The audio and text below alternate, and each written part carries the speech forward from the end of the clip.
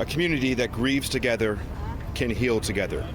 That is the hope of thousands in attendance who came to remember 4 lives stolen away less than a week ago here in London, Ontario, after police say they were targeted and murdered because of their Islamic faith. One of the many messages shared here today at the public service: hate will never defeat love.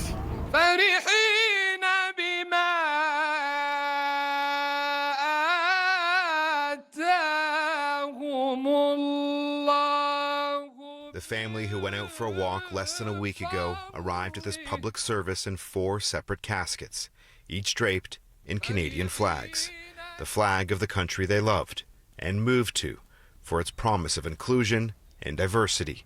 The country where, according to police, they were murdered because of the religion and beliefs they proudly followed. The expressions of raw emotion, the prayers, the quiet tears. The messages of comfort from people we know and from people that are complete strangers. It has been the first step towards finding a way to heal.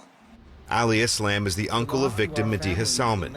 He spoke for the entire family today as thousands stood, sat, and knelt silently.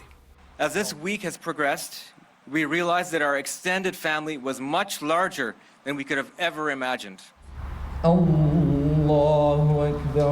In Islam, when we say the funeral prayers, it's a special prayer because it is about honoring both a soul in life, but in afterlife as well. This family whose lives were unjustly taken, they have gone back to their Lord. And we consider them as martyrs because they died because of their faith. As a family, they showed each other love and togetherness. Ingrid Matson, a professor of Islamic studies at Western University, also spoke at today's service and with CityNews about the loss so many are still coming to terms with. It certainly feels like a betrayal in some ways, and a violation of the sense of safety and security. At the conclusion of the service, the caskets of 46-year-old husband and father Salman Afzal, his wife, 44-year-old Mediha Salman, their 15-year-old daughter Yumna Afzal, and her 74-year-old grandmother Talat Afzal were taken away for a private burial. The family leaving this request for all who've asked how they can help. I ask you to be examples of love and compassion.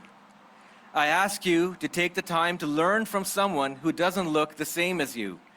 I ask you to inspire others with your affection. Shoot for the moon. Even if you miss, you land among the stars. Many telling me today that the grieving doesn't stop here. The memory of Salman, Mediha, Yumna, and Talat will live on. However, the focus must also turn to the lone survivor. 9-year-old Fayez is still recovering. He's in hospital in serious condition.